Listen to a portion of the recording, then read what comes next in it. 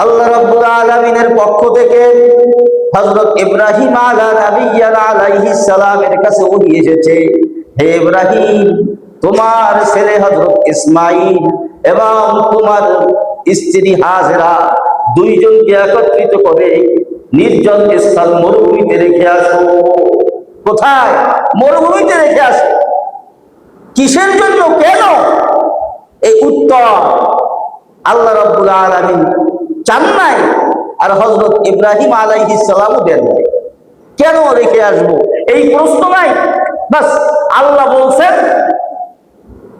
তার হুকুমকে পালন করার জন্য হযরত ইব্রাহিম আলাইহিস সালাম বিবি হাজেরাকে বলেন, হাজেরা, তোমার বাচ্চাদান সহ তোমাকে নিয়ে আমি মরুভূমিতে যাব, ওখানে তোমাদেরকে কিছু খানা পিনা দিয়ে আসবো কয়েকদিনে, তারপর তোমাদেরকে ওখানে রেখে আসবো, ওখানে তোমরা কিছুদিন থাকবা।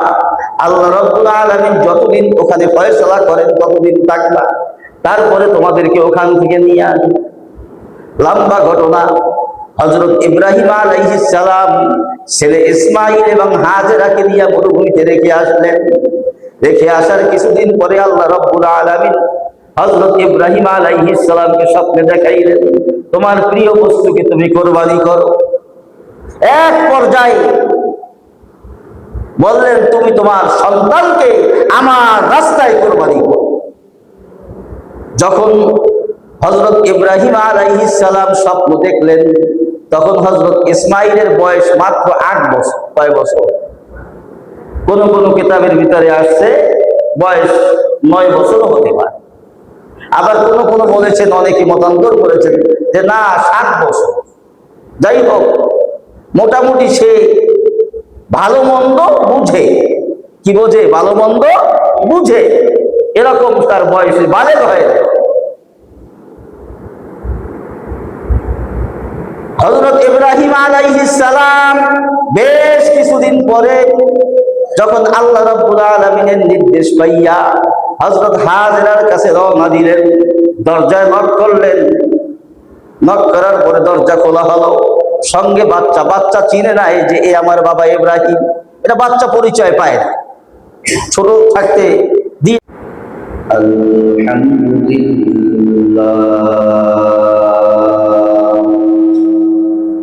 আলহামদুলিল্লাহি ওয়া কাফা ওয়া সালামুন আলা ইবাদিহিল্লাযীনা ইসতাফা।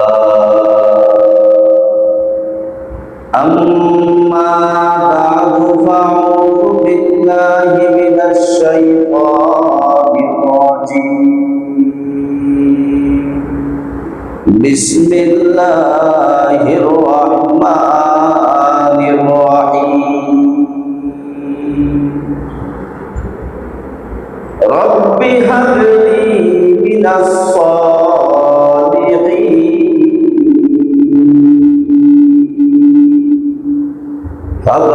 فبشرناه بغلام حليم.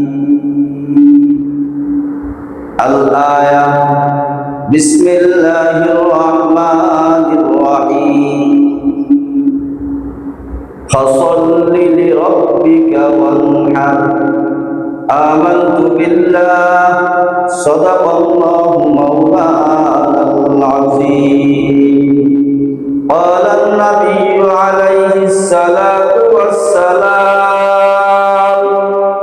إني وجهت وجهي للذي فطر السماوات والأرض على ملة إبراهيم حنيفا وما أنا من المشركين. إن صلاتي ونسكي ومحياي ومماتي لله رب العالمين لا شريك له وبذلك أمرت وأنا من المسلمين.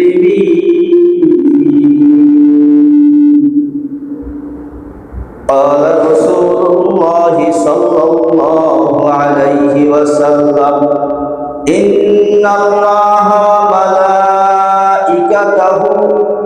يصلون على النبي يا أيها الذين آمنوا صلوا عليه وسلموا تسليما اللهم صل على سيدنا ونبينا وشفيعنا وحبيبنا ومولانا محمد صلى الله عليه وعلى آله وأصحابه وبارك وسلم اللهم صل على محمد وعلى آل محمد وأنزله المقعد المقرب عندك يوم القيامة যে মাহজুরি বরামদ জানে আলম যে মাহজুরি বরামদ জানে আলম তারাহুম ইয়া নবী আল্লাহ তারাহুম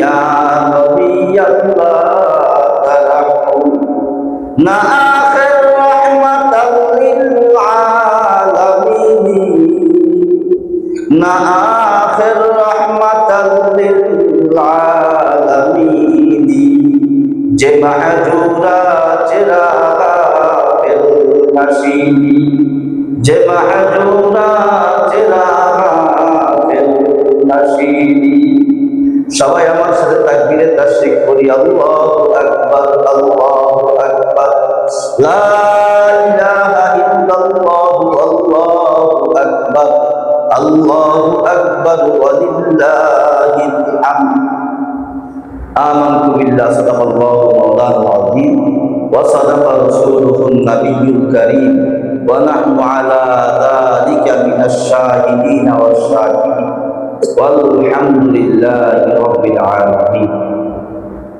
আল্লাহ রাব্বুল আলামিন আমাদের দক্ষিণ অঞ্চলের ঐতিহ্যবাহী খানকা ঐতিহ্যবাহী মাদারেস করিমপুর জামিয়া কুরআনিয়া আরাবিয়া করিমপুর কওমি মাদ্রাসা কমপ্লেক্সের উদ্যোগে ফাজাইল ও মাসাইল কোরবানি উপলক্ষে একদিন ব্যাপী ওয়াজ ও দোয়ার মাহফিলের আয়োজন করা হয়েছে। সবাই বলে আলহামদুলিল্লাহ। প্রতি বছরই আমাদের এই করিমপুর মাদ্রাসায় ফাজাইল ও মাসাইল কোরবানি উপলক্ষে ওয়াজ ও দোয়ার মাহফিল চলে আসতেছে। সবাই বলে আলহামদুলিল্লাহ। এই বছরও ধারাবাহিকভাবে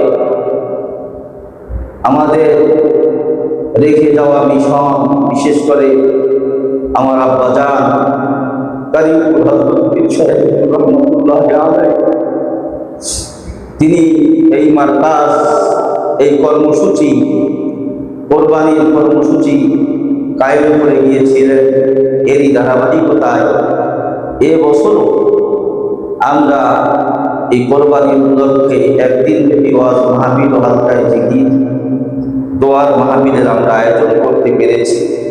এজন্য সবাই শুকরিয়া আদায় করি আলহামদুলিল্লাহ। এবছর আমাদের মাহফিলে চরমনায় মরহুম আল্লাহর কুতুব সৈয়দ ফজলুল করিম রাহমাতুল্লাহ তাআলা তার কলিজার টুকরা সন্তান আল্লাহ হযরত মাওলানা মুফতি ইসহাক মোহাম্মদ আবুল খায়ের সাহেব দামাত বরকাতুহুল আলিয়া আমাদের আজকের এই প্রোগ্রামে তিনি আসবেন, বয়ান করবেন। এজন্য আমরা যারা আছি, আমরা আজকে কোরবানির মাসআলা মাসাইলের উপরে আমরা কিছু আলোচনা শুনব।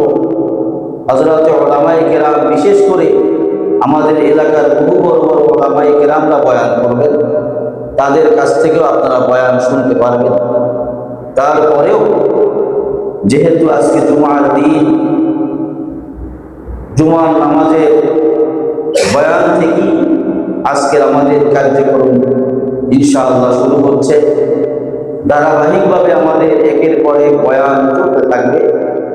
আমরা সবাই ধৈর্য ধারণ করে বয়ান শুনতে থাকবো ইনশাআল্লাহ। কেননা কোরবানি এমন এক আমল, যে আমলটা আল্লাহ রাব্বুল আলামিন তার প্রিয় নবী হযরত ইব্রাহিম আলাইহিস সালামকে পরীক্ষা করেছিলেন। কি করেছিলেন? পরীক্ষা করেছিলেন। আর আল্লাহ রাব্বুল আলামিন যাকে বেশি ভালোবাসেন তাকে এই পরীক্ষাগুলো করেন। আল্লাহ রাব্বুল আলামিন যাকে বেশি ভালোবাসেন তাকে আল্লাহ রাব্বুল আলামিন পরীক্ষা করেন, যে দেখি বান্দা আমাকে কিরকম মহব্বত করে। আমাদের আদি পিতা পয়গম্বর হযরত ইব্রাহিম আলাইহিস সালাম আল্লাহর কাছে দোয়া করতেন। কি দোয়া করতেন? হে আল্লাহ, রব্বি হাবলি মিনাস সালিহিন। হে আল্লাহ, আমাকে নেককার সন্তান দান করো। কি সন্তান? জোরে বলেন না, নেককার সন্তান দান করো। এভাবে ইব্রাহিম আলাইহিস সালাম যত বার্ধক্যের দিকে যাতেন তত দোয়াটা বেশি করতেন। আল্লাহ রাব্বুল আলামিন দোয়া কবুল করলেন। আল্লাহ রাব্বুল আলামিন হযরত ইব্রাহিম আলাইহিস সালামের মাধ্যমে হযরত হাজেরা আলাইহিস সালামের গর্ভে এক ফুটফুটে ছেলে সন্তানের আগমন ঘটিয়েছেন, যার নাম হলো হযরত ইসমাঈল আলাইহিস সালাম। সবাই বলি আলহামদুলিল্লাহ। ইব্রাহিম আলাইহিস সালাম ছেলে ইসমাঈল আলাইহিস সালাম বাপ বেটা সহ তাদের বংশের ভিতরে সবাই বংশের ভিতরে সবচেয়ে বেশি নবী, যেহেতু এই বংশ হলো হযরত ইয়াকুব আলাইহিস সালামের বংশ। এই বংশকে বলা হয় বনি ইসরাঈল। এজন্য এই বংশের ভিতরে আল্লাহ নবীর আগমন বেশি ঘটিয়েছে। আল্লাহর কাছে দোয়া করেছিলেন হযরত ইব্রাহিম আলাইহিস সালাম, হে আল্লাহ, আমাকে একটা পুত্র সন্তান দেন, একটা সন্তানও আমার। যখন আল্লাহর কাছে বারবার দোয়া করার পরে আল্লাহ সন্তান দিলেন। সন্তান দেওয়ার পরে বৃদ্ধ বয়সের সন্তানের প্রতি যে কি মহাব্বত, এটা বৃদ্ধ বাবাই জানে। ঠিক কিনা জোরে বলে? বৃদ্ধ বয়সে যদি একটা ছেলে সন্তান হয়, আর কোনো ছেলে সন্তান নাই, একটা মাত্র সন্তান হইছে হযরত ইসমাঈল, মহাব্বত কি পরিমাণ হইতে পারে চিন্তা করে। আল্লাহ রাব্বুল আলামিনের অন্তরে একটু সন্দেহ আসলো, যে মনে হয় ইব্রাহিম সন্তানের মহাব্বতে আমাকে ভুলে গেছে। আর এটা বলাটাও স্বাভাবিক, যেহেতু মহাব্বত অনেক প্রবল, অনেক বেশি লম্বা ঘটনা। আল্লাহ রাব্বুল আলামিনের পক্ষ থেকে হযরত ইব্রাহিম আলাইহিস সালামের কাছে ওহী এসেছে, হে ইব্রাহিম, তোমার ছেলে হযরত ইসমাঈল এবং তোমার স্ত্রী হাজেরা দুইজনকে একত্রিত করে নির্জন স্থান মরুভূমিতে রেখে আসো। কোথায়? মরুভূমিতে রেখে আসো। কিসের জন্য? কেন? এই উত্তর আল্লাহ রাব্বুল আলামিন চান নাই, আর হযরত ইব্রাহিম আলাইহিস সালামও দেন। কেন রেখে আসবো এই প্রশ্ন নাই। বাস আল্লাহ বলছেন তার হুকুমকে পালন করার জন্য হযরত ইব্রাহিম আলাইহিস সালাম বিবি হাজেরাকে বলেন, হাজেরা, তোমার বাচ্চাদান সহ তোমাকে নিয়ে আমি মরুভূমিতে যাব।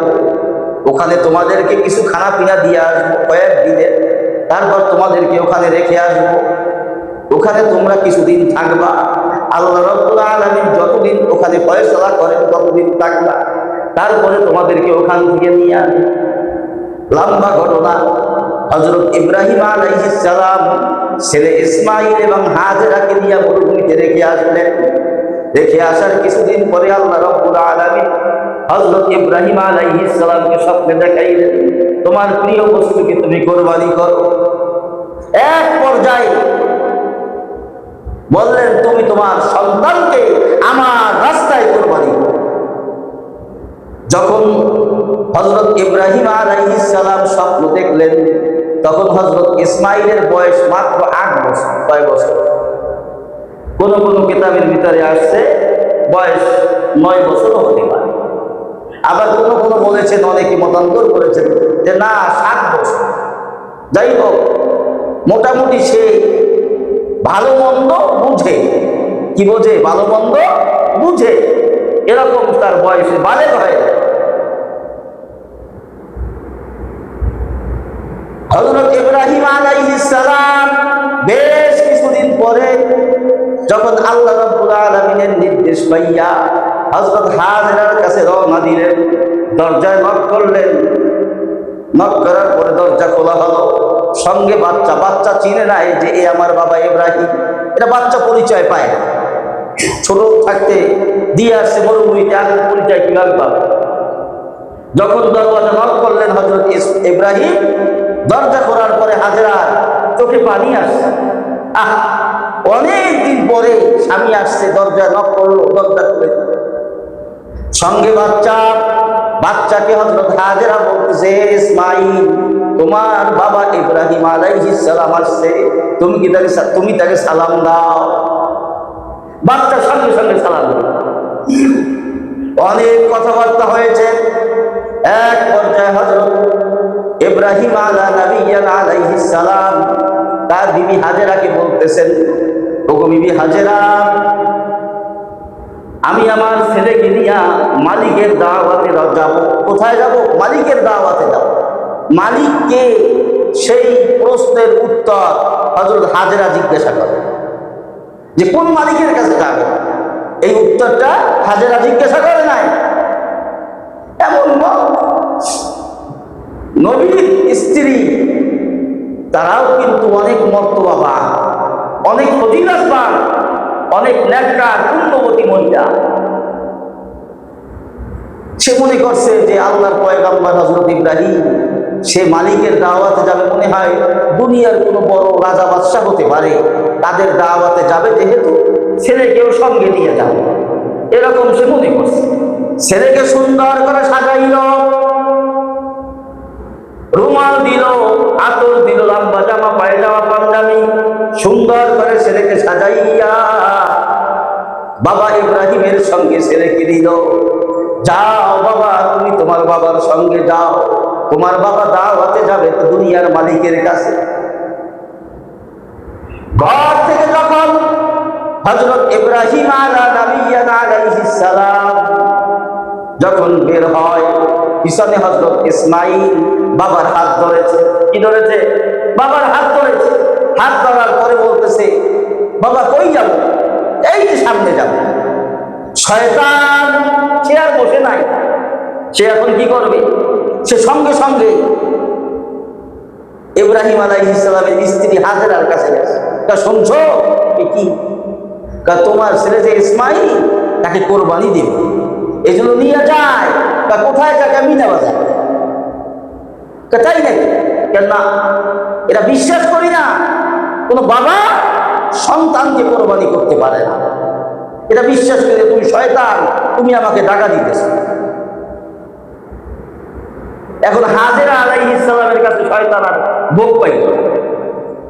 এখন শয়তান মনে মনে চিন্তা করলো, এখন কার কাছে? এখন শয়তান নিয়ত করলো, এখন যাবো ওই শিশু ইসমাইলের কাছে। এখন শিশু ইসমাইল আলাইহিস সালামের কাছে গিয়া শয়তান বলল, হে ইসমাইল, কই যাও জানো? তা কোথায়? তা তোমার আব্বা তোমাকে নিয়ে জবাই করবে। এখন হযরত ইসমাইল আলাইহিস সালাম বলছে, না, আমি তো মালিকের দাওয়াতে যাইতেছি, আমাকে জবাই করবে না। দেখো না, তোমাকে সাজাইয়া পড়াইয়া আনছে, তোমাকে বাবা তোমার জবাই করবে।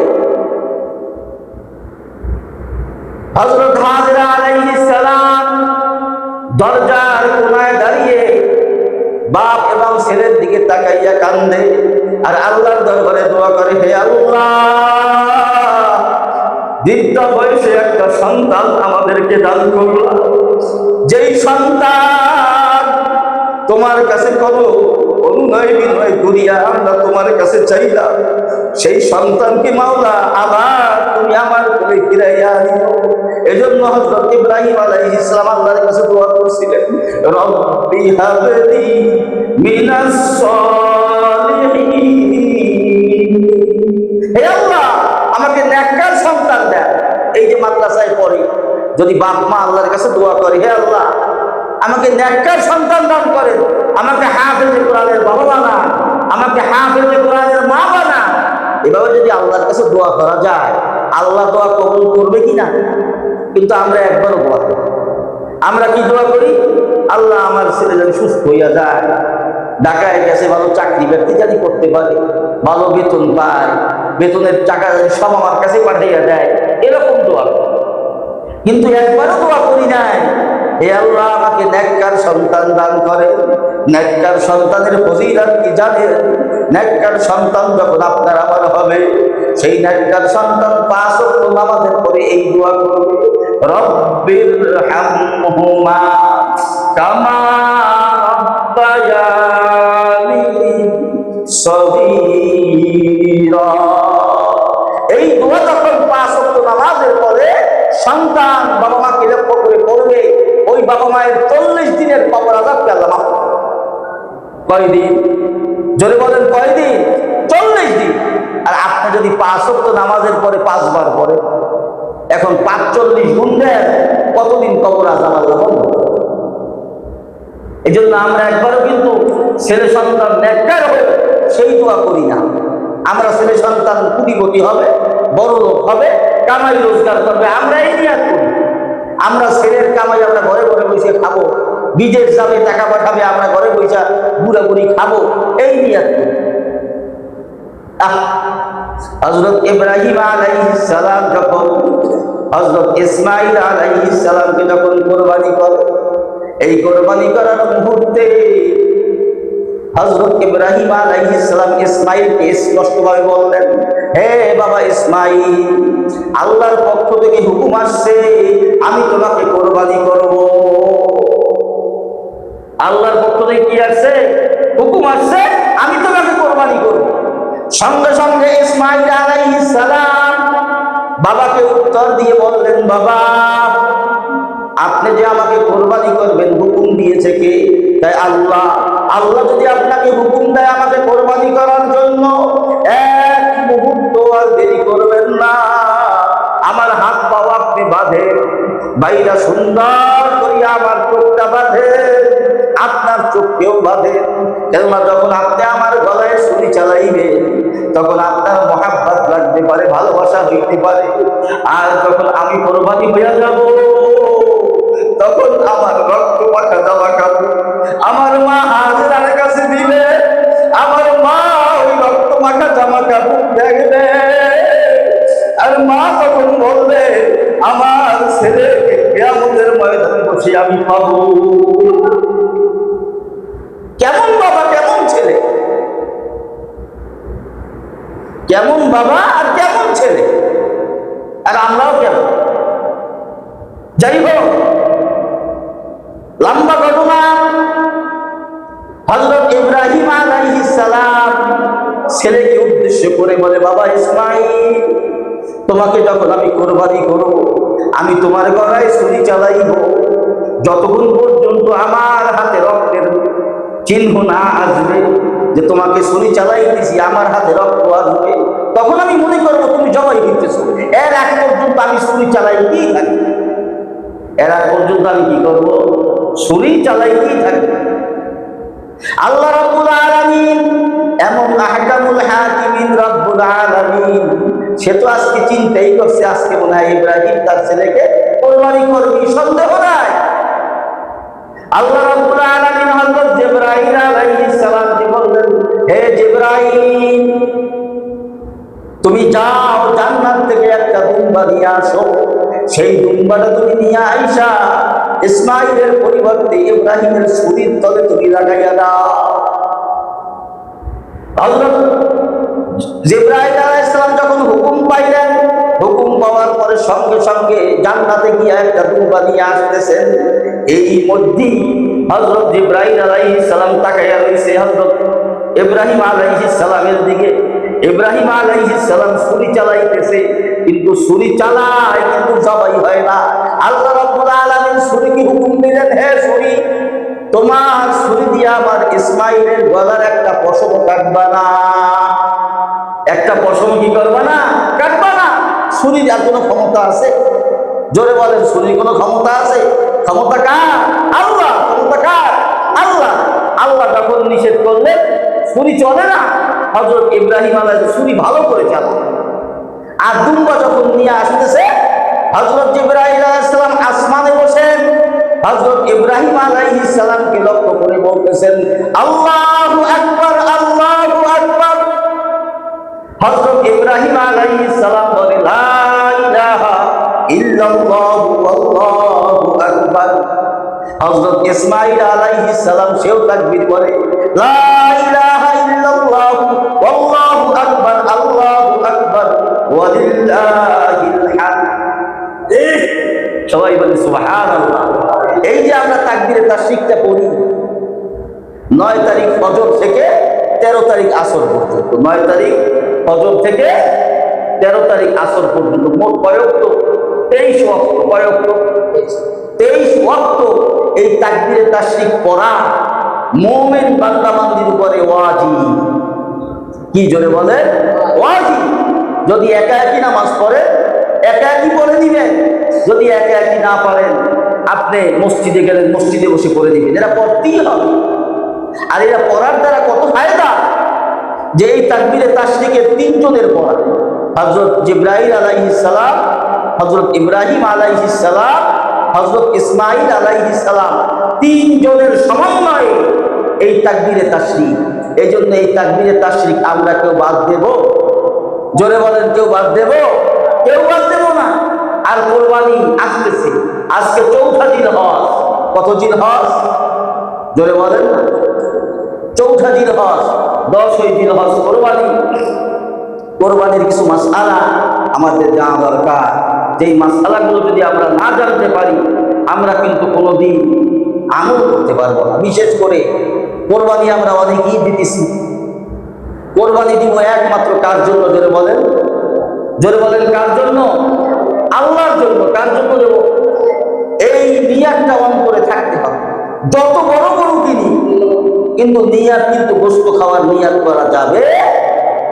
যদি গোশত খাওয়ার নিয়াত বিন্দু মাত্র যদি আপনার অন্তরে আসে, আপনার কোনো কোরবানি কিন্তু আদায় হবে। এবং যেই ব্যক্তি সুদের সঙ্গে জড়িত, কি সঙ্গে? সুদের সঙ্গে জড়িত, বা ঘুষ খায়, ঘুষ দেয়, এমন ব্যক্তির সঙ্গে আপনার আমার হালাল টাকার কোরবানি হবে না। অনেকে কিন্তু মাসালা জানি না। আপনি জানতেছেন যে ওই ব্যক্তি সুদ খায়, সুদ দেয়, বা ওই ব্যক্তি হারাম টাকা উপার্জন করে সে কোরবানি দিতেছে। এটা যদি আপনার জানা থাকে, আপনার বা আপনার আত্মীয় স্বজনের বা আপনার প্রতিবেশীর কারো কোরবানি আদায়। এই জন্য তাহকিক করতে হবে কোরবানি আমি কার সঙ্গে দিব। আমরা কিন্তু গতানুগতিক 1 নাম 2 নাম পাই। আমার বাড়ির পাশে এক ভাই বড় গরু আনছে, 12,000 টাকা 15,000 টাকা এক ভাগ। আমরা সঙ্গে সঙ্গে কোনো যাচাই বাছাই করি না, সঙ্গে সঙ্গে কোরবানি দিয়ে ফেলাই না। একটু যাচাই করতে হবে যে আমি 1 নাম, আমার বাকি আছে আরো 6 নাম। এই 6 নামের দাতা কারা, তাদের পরিচয় আমার জানা থাকতে হবে। তার আয়ের উৎস কোথায় তাও আমার জানতে হবে। তার আয়ের ভিতরে হালাল না হারাম সেটাও আমার বুঝতে হবে।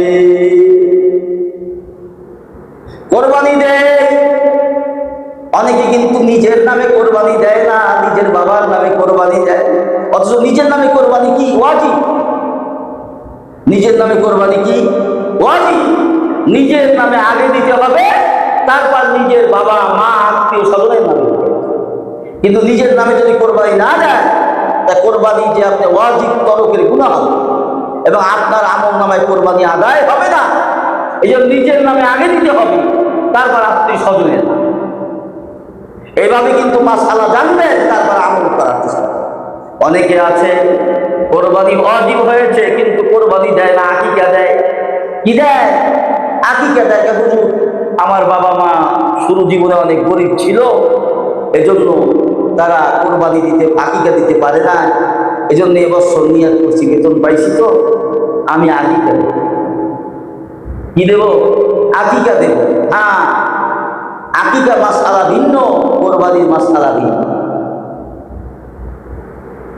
আকিকা দেওয়া সুন্নাহ, আকিকা না দিলে গুনাহ হবে না, কিন্তু কোরবানি না দিলে গুনাহ হবে। আকিকা না দিলে গুনাহ হবে না, কিন্তু কোরবানি যদি আপনি না দেন আপনার গুনাহ হবে। এটা ভালো করে বুঝবেন। কোরবানির সময় অনেকে আকিকা বেশিরভাগই কোরবানির সময় দেয়। এজন্য কোরবানি নিজের নামে দেওয়ার পরে